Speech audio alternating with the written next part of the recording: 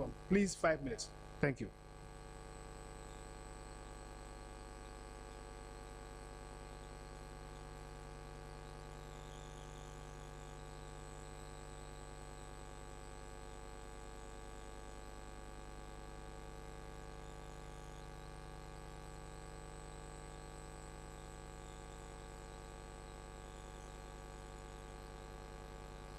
Please, Alesi.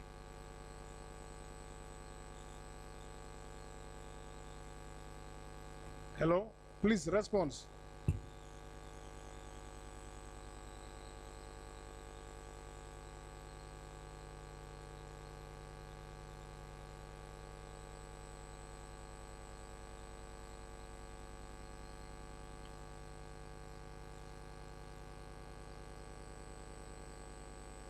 Yes, thank you very much. Thank you for all the observations and questions. I think in no particular order, I'll respond to 5 things that I caught from the honorable members' contributions. I will leave all matters of, well, most matters of enforcement and legislation to my co-contributors. First of all, let me assert and repeat what all of you have sort of mentioned around the pace of change being only faster. Today is the slowest it's going to be. Tomorrow things change. So we need to act rather quickly. To the question of one of the honorable members around what can we do as parliamentarians with AI, how do we approach it, right? So I want us to use artificial intelligence as a tool that it is right now for co-intelligence. Co-intelligence here, I'm referring to its ability to be a kind of our partner to augment our reasoning, to augment our productivity and our decision making. So these 3 things: reasoning, productivity, decision making. The tools and the models are getting very, very advanced, and we can use them for these things, but only as complementary tools. We're not outsourcing our intelligence, we're not outsourcing our work as parliamentarians, but we are using this tool to enhance the work that we're doing. Second question I would address or observation is about sovereignty. I think one of the honorable members seated there asked about sovereignty, that how can we be sovereign if we don't have the capacity, if we don't have the infrastructure, if we don't have the talent? They're absolutely right, and I think in my presentation and some of the other presentations too, we've addressed that issue, that it is prohibitively expensive to even implement the AU Continental AI Strategy. It'll cost us nothing less than $500 billion between now and 2030. This is simply unrealistic. This is in the cost of massive and continuous compute that we need in data centers, in the data training, and in the talent that we need to train the data and the machine learning systems that we're going to have. So it's simply not doable in the way that we want to do it. What can we do then? We can then focus on the application layer. And this is not new. We've done this before with cloud. If you look at the history of tech, not all nations had hyper scaling cloud systems, right? But still, you have emails, you have web applications, you have software, right? I think that's what the ECOWAS should focus on. Lastly, there was also observations and questions around strategy for this infrastructure and talent, the little that we do have to do. I think that should be informed by the kind of discussions we have in fora like these. And then there was one also about how to solve the misrepresentation question. I think legislation is important here, and I cannot wait to hear the contributions from my colleagues on that. Lastly, protecting jobs, and then the private sector, academia, and civil society involvement. Innovation is a team sport, right? Everyone has to come on board if we really want to move forward. And I think even having this discussion is one of those things that gives us confidence that Africa, and indeed ECOWAS, is trying to not leave anyone behind. So as far as this multi-sectoral involvement is concerned, we're on the right path and we just need to do more. On protecting jobs, I do not think we even have that issue as a kind of a major area of concern. In the future, yes, but for now, I think, just like I mentioned the example of co-intelligence, we really need to look at AI as a complementary tool, not one that will replace all of us. If you look at healthcare, as opposed to what most people feel, AI is actually giving Africans more to do than we.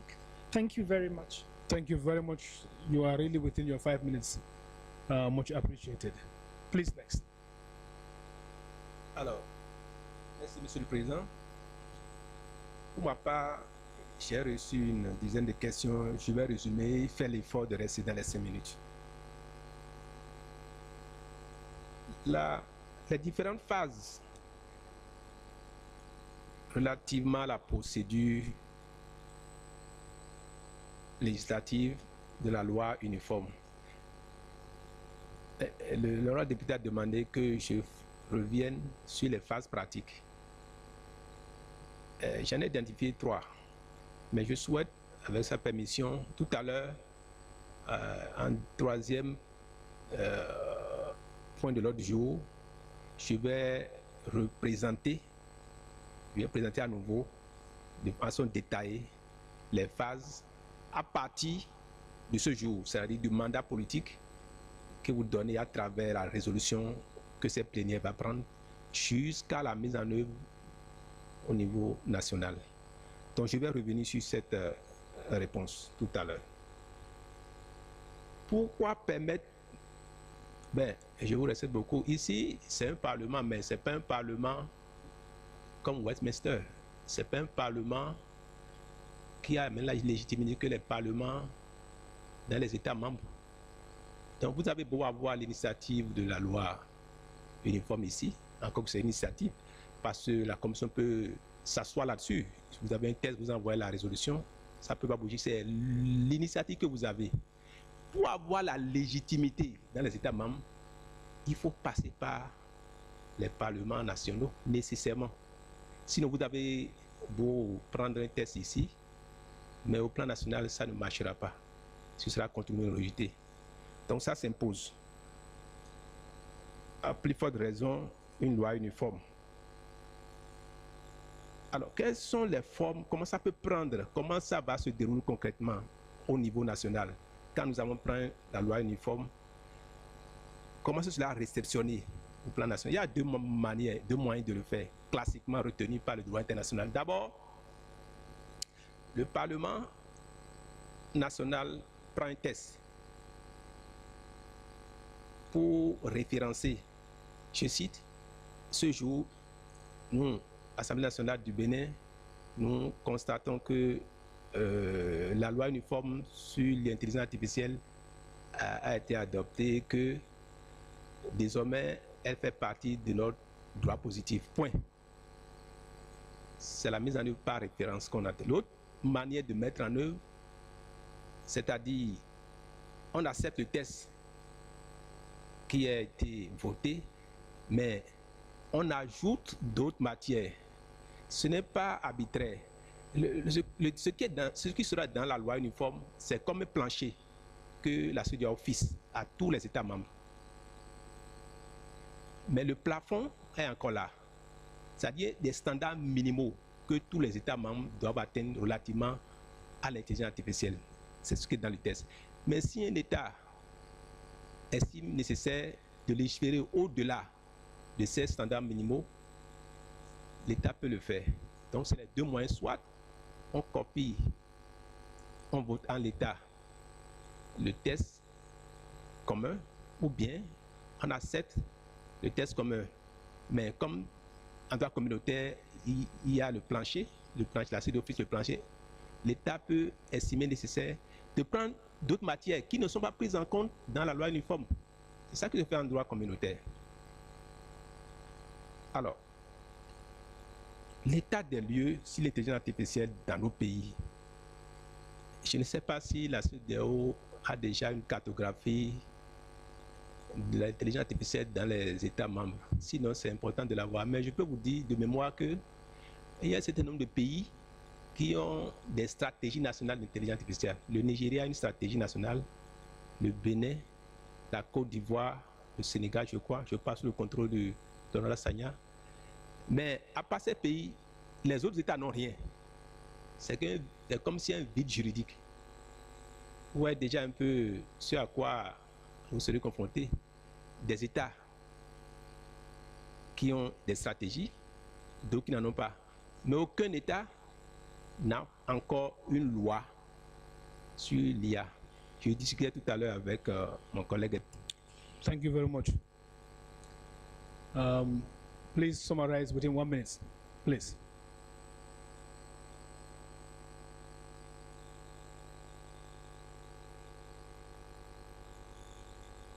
OK. Je disais qu'il faudra prendre en compte la différence au niveau des États pour ce qui concerne la cartographie. La dernière préoccupation, je crois, comment la CEDEAO peut faire face aux difficultés et réussir la mise en application. Il n'y a pas une loi sur l'IA qui marche sans un organe d'application. Il faudra nécessairement décider dans le test la gouvernance qui s'impose. Soit c'est Abuja, un organe communautaire qui regarde l'application, ou bien on fait l'option de réseau national de différents organes au niveau plan national et Abuja centralise tout. C'est par ce moyen-là qu'on peut veiller à la mise en application de cette loi uniforme. Merci, Monsieur le Président. Voilà ce que je peux dire par rapport aux questions qui me sont adressées. Thank you very much for the response. Please, next presenter. 5 minutes. Merci, honorable vice-président du Parlement de la CEDEAO.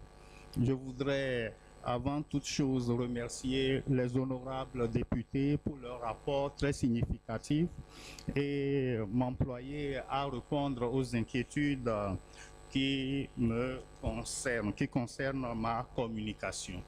D'abord, je voudrais m'intéresser à l'honorable député qui a demandé quelle peut être l'utilité de l'intelligence artificielle en gros, quels sont ses avantages. Je voudrais dire ici que l'intelligence artificielle nous procure beaucoup d'avantages. D'abord, l'intelligence artificielle aide à anticiper, et ça c'est le principal des avantages. L'intelligence artificielle apporte beaucoup de précision et ce dans plusieurs domaines. Enfin, l'intelligence artificielle constitue en elle-même un élément de solution pour des domaines qui sont compliqués à aborder. Et par exemple, un député a demandé tout à l'heure comment est-ce qu'à partir de l'intelligence artificielle, on peut apporter une solution au changement climatique. Nous savons que l'intelligence artificielle fonctionne à partir d'algorithmes. Et si on développe des algorithmes adaptés à la maîtrise du temps, l'intelligence artificielle peut aider à anticiper le changement climatique et éviter les effets néfastes que nous connaissons à travers, ou bien de par ce phénomène. Mais attention, il faut observer que le fait de s'adonner à chaque fois à l'intelligence artificielle constitue un risque. Quel est ce risque? C'est le risque de déshumanisation. Nous allons constater que vraiment ce sont des robots qui vont réfléchir et travailler à notre place. Mais quelles sont les éventuelles solutions? Qu'est-ce qui est à portée de main? Et nous, ici, au Parlement de la CEDEAO, comment est-ce que nous pouvons anticiper, envisager la chose? Mais ce qu'une présence humaine, il faut arriver d'abord en surveillant l'intelligence artificielle, c'est-à-dire à comprendre les algorithmes, à les maîtriser. C'est pourquoi, dans ma communication, j'ai proposé que nous partions plutôt du terrain traditionnel, des critères d'engagement de la responsabilité que nous connaissons, à une logique de risque. Parce que, en fait, il faut imaginer ce qui peut survenir. Pourquoi? Parce que, en fait, l'intelligence artificielle en elle-même est autonome. L'intelligence artificielle est immatérielle. L'intelligence artificielle est opaque. C'est un système opaque. Et donc, il faut savoir l'introduire, essayer de la posséder. Mais comment le faire si on n'a pas les moyens et si on n'a pas la formation requise? C'est là où, en répondant à un autre intervenant, je dirais, il faut mettre les moyens pour former déjà à la base. Il faut mettre les moyens pour former à la base. Il faut introduire ces critères dans notre système éducatif pour que nous puissions arriver à anticiper. Et pour répondre au député, à l'honorable député Soklingbe qui a posé une question très technique, je dirais que l'intelligence artificielle est compliquée. Du coup, pour engager la responsabilité en matière d'intelligence artificielle, c'est vraiment compliqué. Pourquoi c'est compliqué? Parce que ce sont des algorithmes à la base. Et les algorithmes sont comme des mutants. Maintenant, aujourd'hui, c'est rouge. Et quand vous pensez que c'est rouge, vous développez des mécanismes pour le maîtriser, il devient jaune. Vous commencez, vous voulez maîtriser, il devient vert. Donc il évolue rapidement et il faut nécessairement que nous nous mettions au rythme de l'intelligence. Thank you very much. Professor, you have just 1 minute now to wrap up.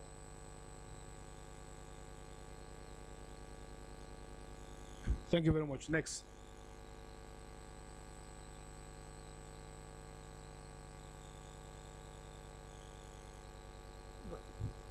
Thank you very much, Professor, and the entire team.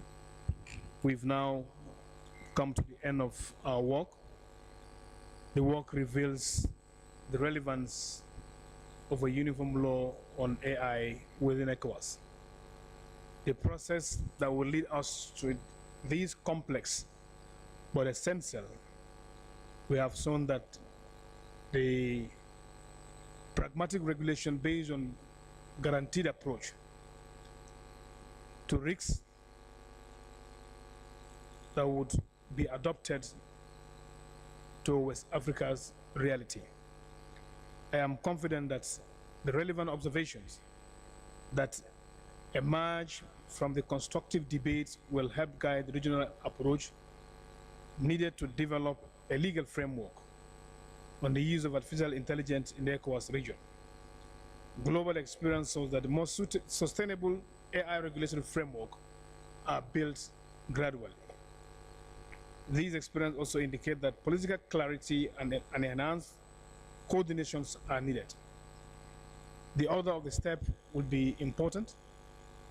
There will be need to be a structured preparatory phase that allows the preparation of this essential use of AI and the coordination with various stakeholders, member states, of course, and the Commission, etc.